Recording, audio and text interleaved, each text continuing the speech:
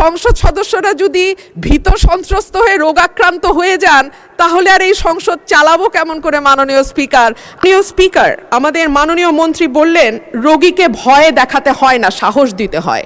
আমি তো জানতাম আমি 300 জন সংসদ সদস্যের সামনে কথা বলছি, 300 জন হামের রোগীর সামনে তো মাননীয় স্পিকার আমি কথা বলছি না। আর সংসদে আমি যদি স্বাস্থ্যের প্রশ্নে বলতে না পারি কথা, সংসদ সদস্যরা যদি ভীত সন্ত্রস্ত হয়ে রোগাক্রান্ত হয়ে যান তাহলে আর এই সংসদ চালাবো কেমন করে? মাননীয় স্পিকার, আমি জুনিয়র সদস্য, আমার বুঝে আসে না। আমি একটা কথা বলি, এই সংসদে যারা বসেছেন আপনারা কোনো না কোনো সন্তানের পিতা, এবং বলা হয় সন্তানের পিতার কাঁধে সন্তানের লাশের চেয়ে আর ভারী কিছু হইতে পারে না। এই যে আমরা যে পরিসংখ্যানগুলো দিচ্ছি মাননীয় স্পিকার, এই শিশুগুলো কোনো না কোনো পিতার কাঁধে কবরে গেছে।